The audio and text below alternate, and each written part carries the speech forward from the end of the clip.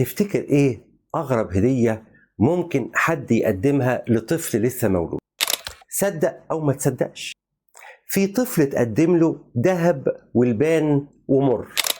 الهدايا دي ما كانتش غريبة وخلاص، دي كانت رسالة نبوية عن حياته كلها.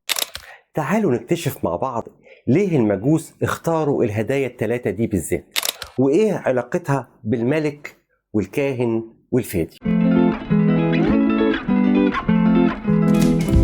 كلمتين وبس.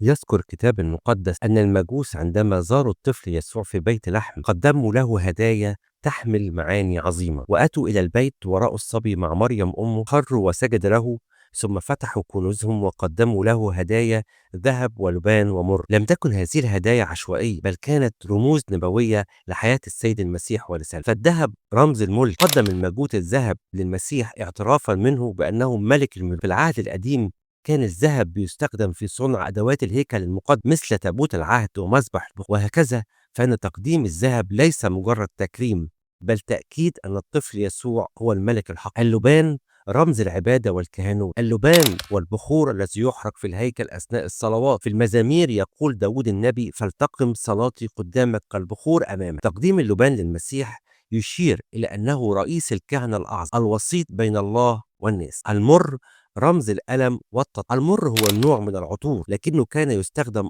أيضا لتطيب الأجساد بعد الموت، وده بيرمز إلى آلام المسيح وموته على الصليب من أجل خلاص البشر. الكنيسة كمان تستخدم المر في الطقوس المقدسة وتأكيد ذلك على معاني الفداء والتضحية. الهدايا لغة حب وتقدير لا تحتاج إلى كلمات. عندما نقدم هدية لشخص ما فإننا نقول له بطريقة غير مباشرة: أنا أحبك وأقدرك، أشكرك على كل ما تفعله من أجلي. بقول له كمان: أردت أن أسعدك كما تسعدني دائما. الهدايا هي أكثر من مجرد أشياء مادية، هي رسائل تحمل معاني الحب والاهتمام، زي ما فعل المجوس عندما قدموا هداياهم ليسوع، اللي ما كانتش مجرد هدايا بل كانت إعلان عن حقيقته ومكانته ودوره في الحياة البشرية. كلمتين وبس، إعداد وتقديم صموئيل القمص، ماجستير مشورة من جامعة كلية